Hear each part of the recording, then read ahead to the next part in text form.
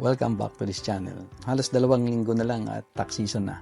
Busy na naman ang mga working Australians to prepare their own tax return or sa pag-book ng appointment sa kanilang tax agent or tax accountant. On average, dito sa Australia, sabi ng ATO, halos 3,000 ang natatanggap na refund ng mga Australiano.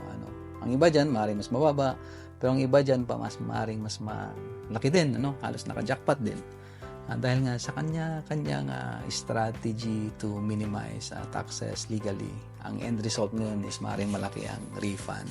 Maaaring natanong mo na rin ito kung saan magandang ilagay itong refund mo na ito. Ang iba dyan nag-iisip ng investment, ang iba dyan nag-iisip kung ano ang gagawin, holiday ba or pantulong, di ba? So magbibigay ako ng 7 strategy sa inyo.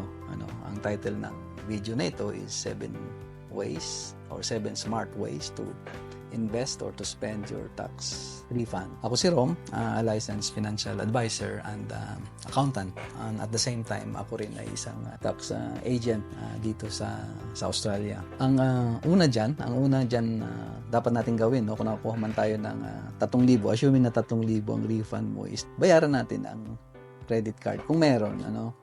Laki kasi ng interest nito kung may outstanding balance ka sa credit card, bayaran mo na kagad siya.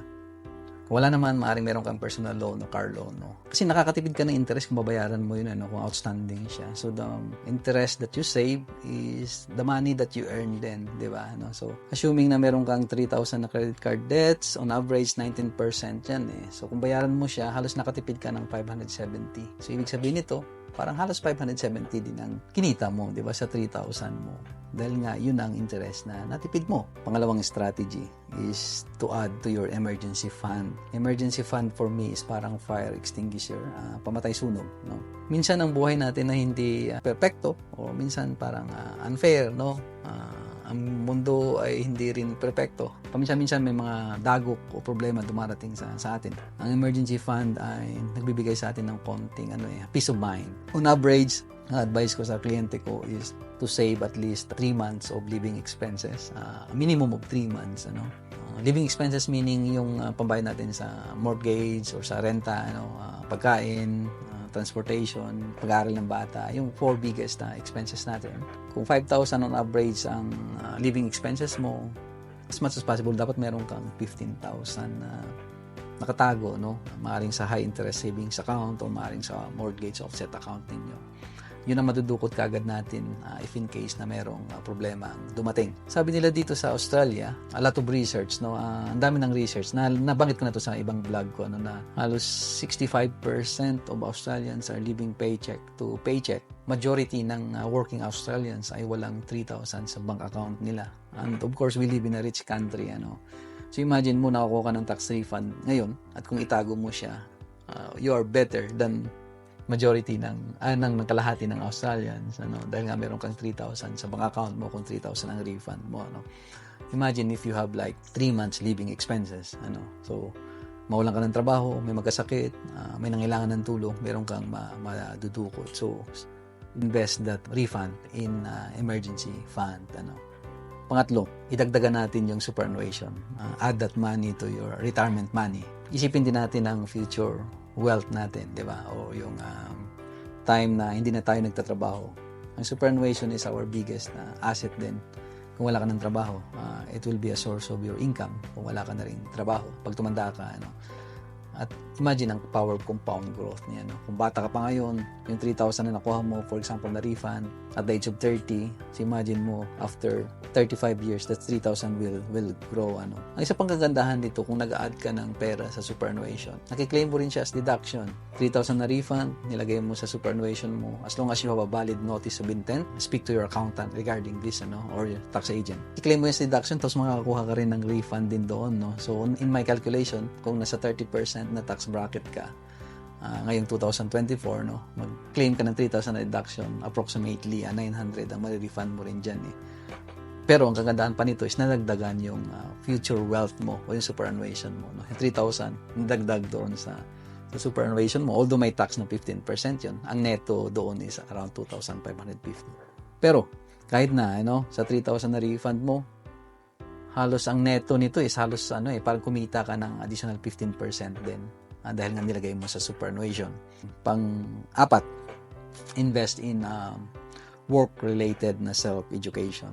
For me, education is an investment as well. 3,000 maaaring isang subject ito sa master's degree, or 3,000 maaaring isang trainings or seminars, 3,000 maaaring specialization course na pwede nyong kunin or gawin. As long as related sa occupation nyo ito, these expenses can be claimed as deduction in the following tax season din eh. So imagine mo yung 3,000 in-invest mo sa isang course, Kung nurse ka, nag-aaral ka ng Masters of Nursing. Kung accountant ka, kumuha ka ng CPA program. You can claim that one as a deduction as well eh. Kung 30% ang tax bracket mo, 3,000 in-enroll mo doon, 900 bumalik din sa iyo Pero ang pinakamaganda rito is yung maaaring salary increase. Di ba, So, nag-invest. Di ba, sabi ko, education is investment. Maaari kasing, dahil sa pag-aaral mo, lumaki ang sahod mo. Dahil nga, di ba, nadagdagan ng knowledge mo. Pwede kang mag-negotiate for a salary increase din because of the new knowledge na na-acquire mo. On top of that, deductible expense. Pag-isipan nyo, maganda rin siyang investment, pag-aaral. Panglima, invest in your family home. 3,000, maaaring hindi makabili ng bahay, pero pandagdag siya sa deposito, di ba? Or kung meron doon sa mga meron ng bahay, maaring may mga na-delay ka dyan na expenses dahil wala ka pang pera, like maaring garden, maaring landscaping, or maaring improvement ng kitchen, di ba? Or outdoor. Gamitin mo itong refund mo na ito na improve ang family home ninyo para gumanda siya, at maaring mag-improve din or mag-increase din ang kanyang valuation, di ba? At magagamit mo yun to borrow money sa bangkong nag-isip ka ng investment. Kasi yung isang bahay na maganda ang kanyang appearance, yung kanyang garden or landscaping or something. So tumataas din kung binavalue ng bangko ang presyo ng bahay ninyo. At maaring, di ba, maging part siya ng strategy mo to minimize taxes din if you go into negative gearing strategy or to use that equity to borrow money to invest. Then, pang-anim, invest in your family through experiences. Hindi yung refund na bilang ko yung anak ko na ganito, bilang ko na yung material stuff. Nawawala kasi noon, pinagsasawaan siya. So, why not invest in experience? Punta kayo sa zoo, di ba? Parang punta sa holiday o punta sa other states. Baka may mga bakasyon kayong hindi pa natutuloy dahil inaantay itong tax refund na ito. So, maaaring sa Melbourne, maaaring malamig dyan, maaaring gusto niyo pumunta sa Mount Buller, di ba? So, I'm more into experiences than material things, So, actually, sa research ko ito sa Masters of Financial Planning ko, yung accumulation of stuff. So, kaya nga meron akong librong Living Without or isang Facebook page ko, na Living Without, na sinasabi ko na yung a lot of stuff na nag-acquire natin. Ang problema natin dyan in the future is kung paano mo rin siya i-dispose. Meron akong research dyan, on average is there's a lot of toys sa mga anak natin pero ilan lang ang ginagamit nila nyo. So, instead of that refund, instead of sa stuff mo invest mo sa experience din.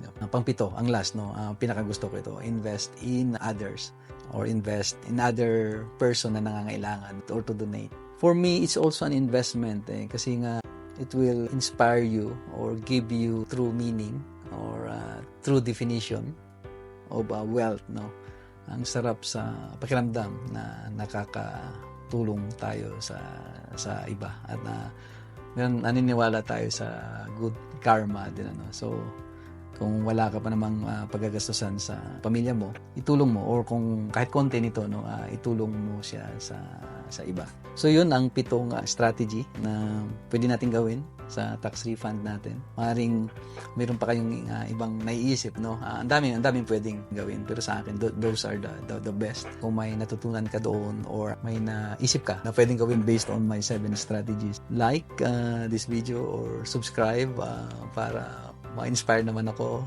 sa paggawa ng video ulit next week. Every week ginagawa ko ito. At kung meron kang kaibigan man o kapamilya na parang humihingi rin sa'yo ng advice kung saan gagawin ang kanyang tax refund, try mong i-share itong video sa kanya. Maaaring makatulong din ito. Kita-kits ulit tayo next week.